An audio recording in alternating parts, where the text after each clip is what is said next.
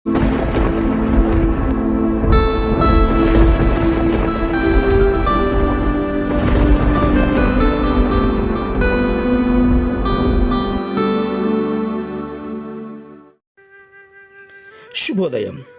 Global బెతేనియా Calvary ministry తరపున ఈ పునరుద్ధానేక దినమయందు మరొక్కసారి మీ అందరితో కూడా కలుసుకుని దేవుని యొక్క ఉన్నతమైన మాటలు ధ్యానించుటకును దేవుడు నాకు ఇచ్చిన మధురమైన అవకాశమును బట్టి నేను దేవునికి ప్రత్యేకమైన వందనాలు తెలియచేస్తున్నాను. చాలా సంతోషం.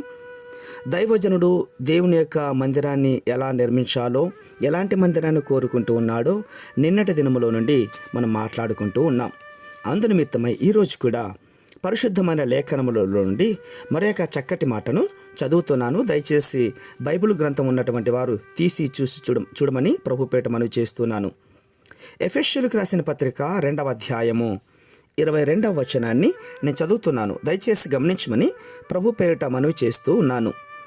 ఎఫెసీయులకు రాసిన పత్రిక 2వ అధ్యాయము 22వ వచనము. ఆయనలో మీరు కూడా ఆత్మ మూలముగా దేవునికి నివాస స్థలమై ఉండుటకు కట్టబడుచున్నారు. దేవునికి మహిమ కలుగును కాక. అద్భుతమైనటువంటి మాట ప్రియులారా. అవును, దేవునికి ఒక మందిరాన్ని, ఒక నివాస స్థలాన్ని నిర్మించటం ఇశ్రాయేలీయుల యొక్క బాధ్యత. అయినా చేతితో నిర్మించినటువంటి మందిరం దేవునికి అవసరం లేదు. మరైతే ఆయన నివాస స్థలాన్ని నిర్మించమని దేవుడు ఇశ్రాయేలీయులకు ఆజ్ఞాపించటంలో ఆంతర్యం ఏమిటి? ఇశ్రాయేలీయులు దేవునికి ఎటువంటి మందిరాన్ని నిర్మించాలి? దేవుడు తాను నివసించడానికి ఎటువంటి మందిరాన్ని కోరుకుంటూ ఉన్నాడు? చాలా జాగ్రత్తగా గమనించాలి. మనిషి చేత నిర్మించినటువంటిది కాదు. దేవుని పరిశుద్ధాత్మ మూలంగా కట్టబడేది. అటువంటి సజీవ మందిరాన్ని ఆయన కోరుకుంటూ ఉన్నాడు. ఈ సజీవ మందిరం క్రీస్తు యొక్క సంఘమే. అవును ప్రియులారా, దేవుని సంఘం, నిత్య దేవుని సజీవ మందిరం ఎలా కట్టబడాలి? ఆ కట్టడపు యొక్క నమూనా ఏది? ఇదిగో దేవుడు మాట్లాడుతున్నాడు.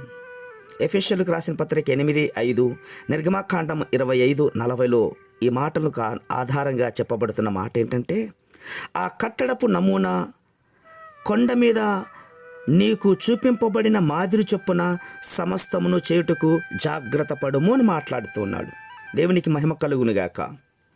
దేవుని యొక్క ఇంటిని కట్టడానికి మానవుడు తన సొంత జ్ఞానంతో శ్రమ పడనవసరం లేదు. దేవుని సంఘం కట్టవలసినటువంటి మాదిరిని, నమూనాను దేవుడే చూపించాడు కూడా. దేవుడే ఆ మాదిరిని ఎక్కడ చూపిస్తాడు? కొండ మీద. అవును, సీనాయి కొండ మీద. ప్రజలారా, దేవుని యొక్క సంఘం కట్టవలసిన మాదిరి చూపబడే స్థలం సీనాయి కొండ శిఖరం. ఈరోజు అనేక మంది దైవ సేవకులు కడుతున్నటువంటి సంఘాలు అపోస్తుల మాదిరిగా విరుద్ధంగా ఉండడానికి కారణమేంటో తెలుసా? వారు ఇంకా సీనాయి కొండ మీద ఎక్కలేదు. సీనాయి కొండ యొక్క అనుభవం రావాలి. అట్టి అనుభవం వచ్చేదానికోసమై ఈరోజు దైవ మందిరంలో అందరము కూడా కలుసుకొని ప్రభు సన్నిధిలో ప్రార్థించి ఆయన ఇచ్చే నమూనాను, ఆయన ఇచ్చే ఆలోచనను బట్టి దేవుని యొక్క మందిరాలు నిర్మింపబడునుగాక. ప్రేమ నమ్మకమైనటువంటి మా ప్రియ పరలోకపు తండ్రి, నిజముగా మీకు ఒక మందిరం కట్టాలి అంటే మానవుడు ఏ పాత్రుడనైనా, ఆకాశము నీ సింహాసనము, భూమి నీ పాదపీఠమునైనా, మేము నిర్మిస్తున్నటువంటి ఇక 4 గోడలలో మిమ్మల్ని బంధించగలమా? బంధించలేము నాయనా. ఆత్మ మూలముగా మేమే మీ ఆలయముగా మార్చున్నట్లుగా సహాయం చేయండి, గొప్ప కార్యం చేయండి.